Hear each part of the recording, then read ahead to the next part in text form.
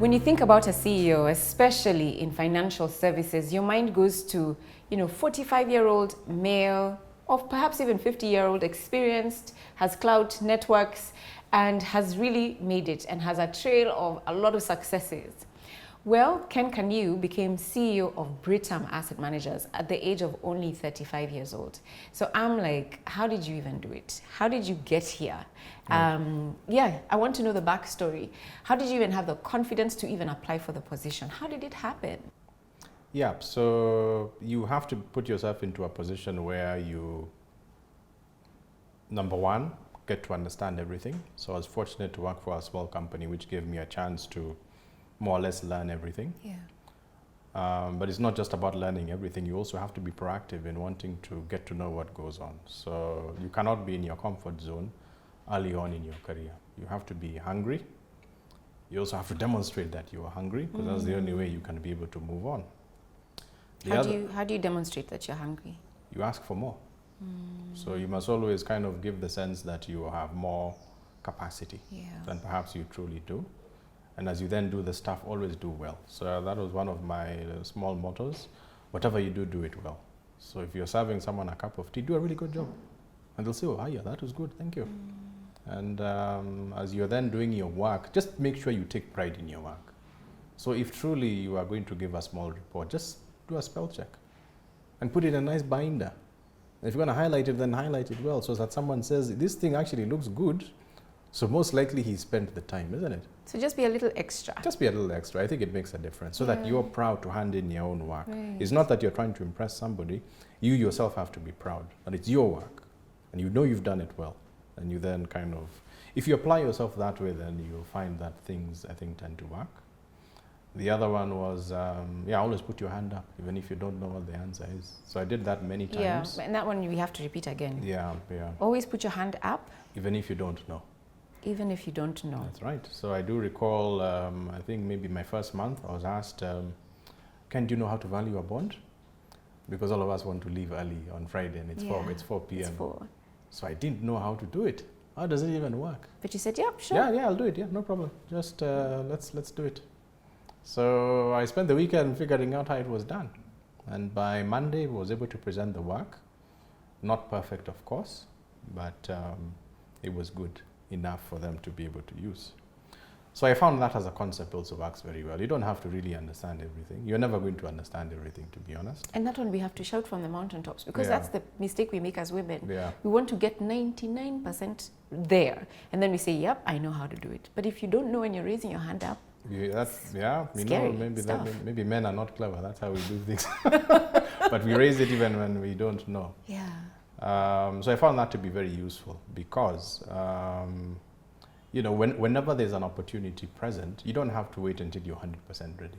Because if you wait until you're 100% ready, then guess what? The opportunity has gone. That's true. So I usually say 75 or 80% is enough.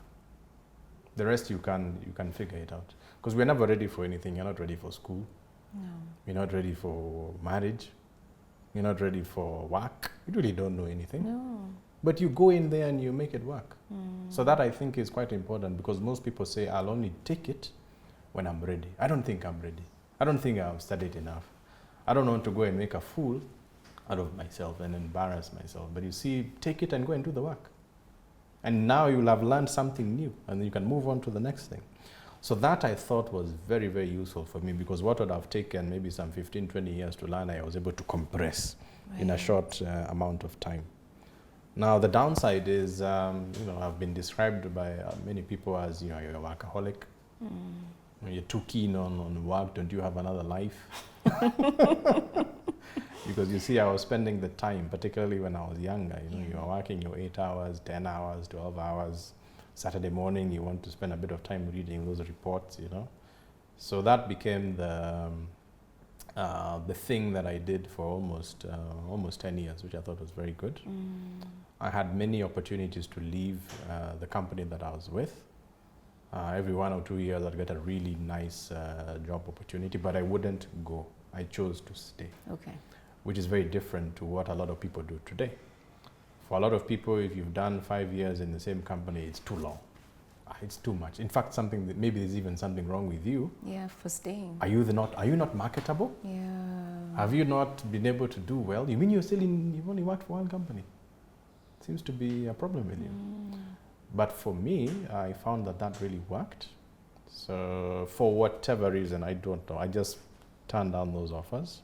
Not because I had something better where I was, but I also realized that, it's like the grass is never greener on the other side. Let me put it that way. Because even when you move, fine, you're the best candidate on the day. But once you join a new company, they don't know you from a bowl of potatoes. Truly, we don't know you.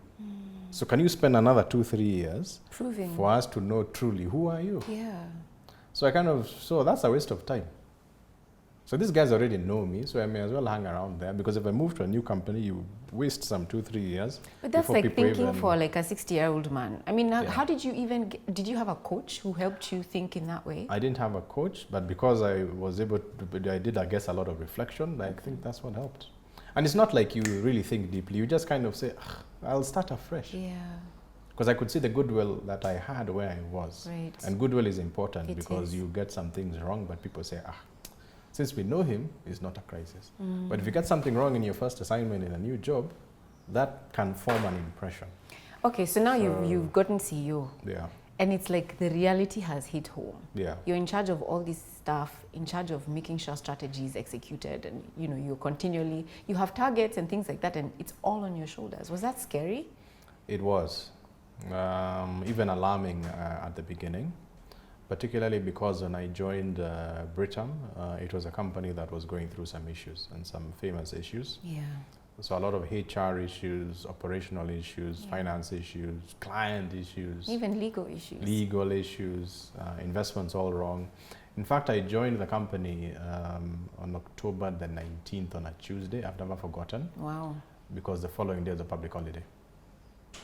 So I do recall, as I was going through my induction, I decided to go to the washroom, because it is important to go to the washroom at some point. And I just got a haircut, but I could feel my hair standing on end as I looked at myself in the mirror. So I then went home the following day, because it was a public holiday, no work. So I had the time to think and kind of just get my head organized enough to be able to come for the second day of induction on the Thursday. I always say, had it not been for that, I'm not sure I would have even then perhaps accepted. So it's a lot of responsibility. Nobody ever comes to see you because they're happy. So people don't come to see you to say, oh, this is what is happening, it's going great, it's fantastic, celebrations, everyone loves us. They only come to see you when there's a crisis. Yeah. Only for problems. That's when people really come. So we need you to solve this, we're being sued here, this has collapsed, the system is not working, we are just about to lose 1 billion shillings or something like that, or you have some serious tax issue somewhere. Yeah. So you have to get used to that. And I usually joke and tell the guys, when I know you've now come 3 of you, not just one, now I know this is a real issue. Serious. Yeah, and they do that a lot. Yeah. So you have to be happy to problem solve.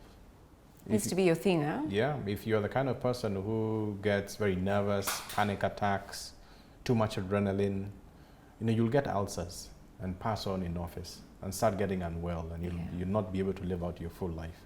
So you have to enjoy problem solving, thinking through, you come up with a solution, you move on to the next thing, because the next thing is indeed another problem. Yeah. So you better be able to do that. I even sometimes find that when there's a lull, there seem to be no issues to solve. I even get concerned. Because now when the stuff finally does come, it's going to be very serious. So it's better that you just keep on at it and keep close to the business and so on and so forth. But you have to be very aware of the field that you're in. So I learned that from Jama. You have to know everything. You don't have to know everything perfectly, but you have to know everything, because when someone talks to you, you are now a sounding board for him. Yes. You are now the person giving him additional insight. He's looking to you to make a decision, so you need to understand what this person is saying. He's the subject matter expert, which is fine. He may know more than you, but he's expecting you to then come up with a reasonable, or help him make a reasonable decision. So I found that is quite important. I think the other reason that I was able to get this job is because of articulation. Not only do I need to know your stuff well, but you need to be able to communicate well. You actually do communicate very and well. with a lot of clarity, a lot of confidence, and in a language that people can understand. Because if you don't do that, you can be accused in this field of talking above people's heads, too much jargon, we can't understand you, and truly, you know, that's it. So you have to be able to do that. And I found that that has helped, because it has helped me to be able to engage better with staff, whether it's board members, whether it's regulators, clients. That's really what they want. They just want a normal person. So you just need to look reasonable, approachable, and so on and so forth.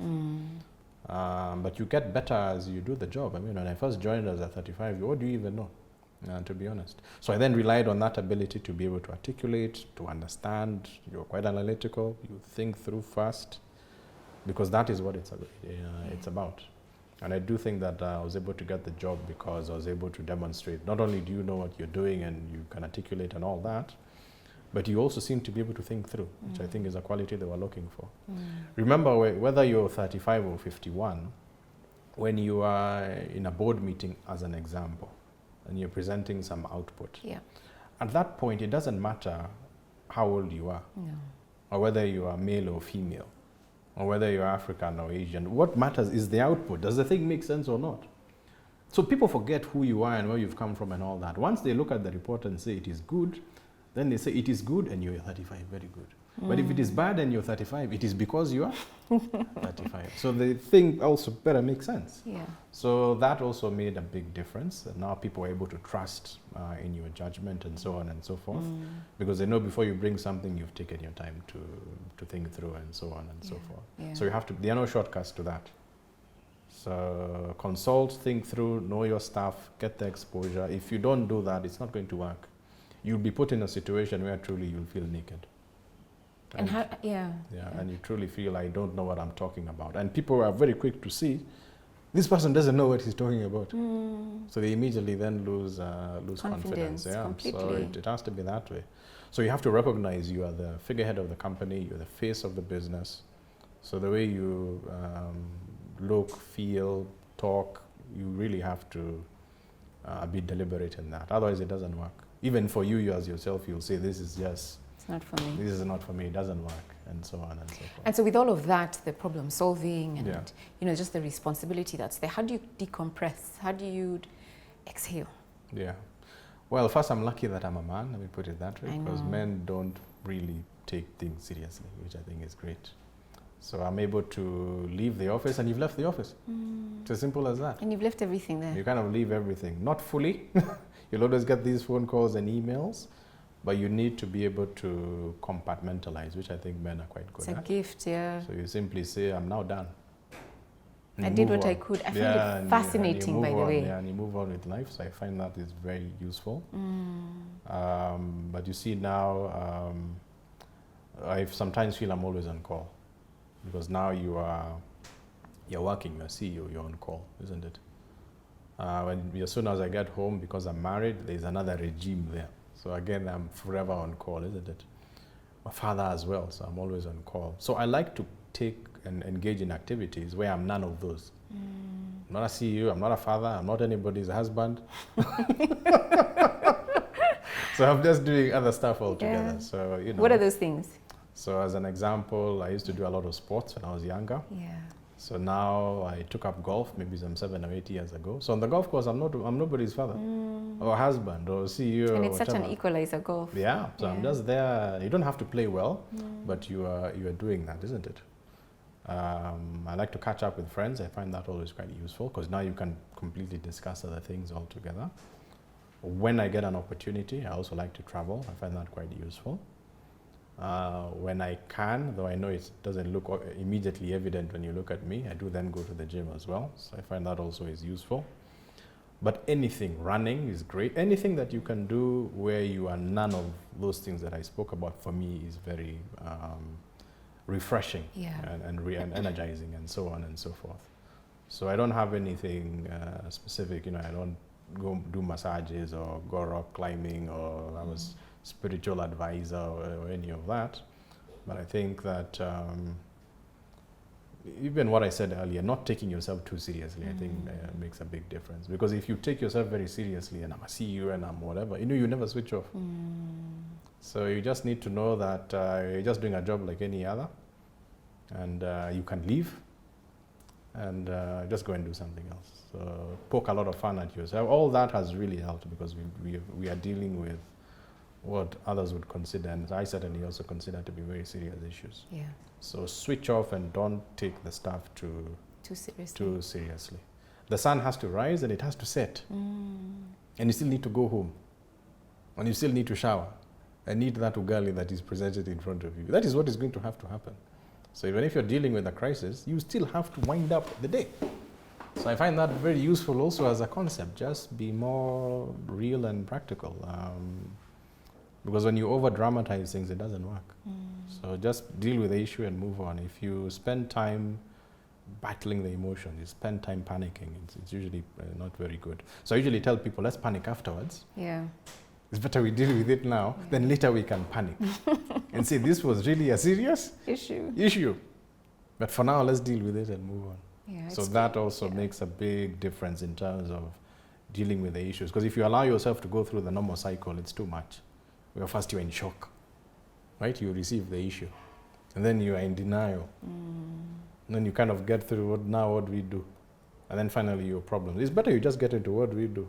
Then later we can be in shock that this was and you know, when you're in that state, you can't even think. You can't think. You can't think of solutions. Yeah, so people sometimes say, you know, Ken, you are quite then maybe unemotional. You're kind of just getting, can't you appreciate that this is let's first deal with it. Because actually I have another one coming. So later people then say that actually that was a better approach than going through the whole shock, denying, you know, panic, and finally getting into the issue. So that doesn't work at home, by the way. That's not a good methodology. You're supposed to be first shocked. Yes, and go through the emotions. Go through the emotions. That is what works. But in a work environment, that doesn't work. Okay. It really doesn't work. You will really be caught up, and in summary, you'll make the wrong decision. That's what I believe. If you go more on emotions, you'll battle. And maybe I only say that because I think I'm a very emotional person. You're a very emotional person. Yes, that's right. That's okay. So I have to really keep that under control. That doesn't work in a role like this one. It works in some areas when you are then trying to inspire people and be confident and all that. So it's great then to rely on those emotions because now you are believable. He's believable. He actually believes what he's saying. We can actually see this person is passionate. But in another zone, that doesn't work. So you have to know how to kind of manage all that, and it takes a lot of effort. So yeah, you'll go home and collapse. So you have to compartmentalize, otherwise it becomes too much. Yeah. So Ken, for my final question, I want to know, what legacy do you want to leave behind? You know, what do you want to be remembered for? Yeah. I think firstly, I want to be remembered for leaving behind a strong and stable company. That I think is quite important. A company that can take care of itself with a good brand and reputation. I think that's extremely important. Okay. But most importantly, also a company that can take care of other people. So as an example, we have more than, let me say 90 people working within the asset management company. That's not insurance, because we know Britam for insurance, but this is just asset management. Just asset management, yeah. Almost all these people are married with children. So they are relying on this company to be able to take care of their families and provide for them. So it's very important you run the business in a manner that can be able to do exactly that for these people. So I want people to be able to say we've made a career with this company. I was able to live a good life and educate my children and so on and so forth. That for me is quite important, because if you make the wrong decisions, companies close. They open and they close. That is a cycle. True. So it can close because you've been doing the wrong thing. Or you can go through a situation where we have to then let go of people, which is horrific. So you have to be able to do things in the right manner, in a sustainable way, so that you then do some 10, 15, 30, 50, 100 years. That's truly what I want. So I try to do everything in a very sustainable manner. Okay. Thinking about the long term, because if you don't do that, then it won't work. So that's truly the legacy that I want. Reputation is also very important, not just for the company, but for me as well, so that you can then be able to grow the business and grow your customer base or whatever it is. So in summary, you know, you just want to go from here to here. I know it sounds very simple to put it that way, but that is what you want. You entered here, it came out here. That is really what I want at the end of the day. So it's not going to go like that. It has to, that's the way this thing works. So you have to be able to put in the time and the work and recognize that it takes time to do these things. There's no flash in the pan, there's no miracle or whatever. But if you get the things right at the bottom, then it has to be able to go up. Yeah. So get the right people, make sure they themselves are leaders as well who can contribute and think through, so not just robots. If you do that, then you are likely to succeed. So that is the kind of legacy that I'd wish to leave the day I leave this company.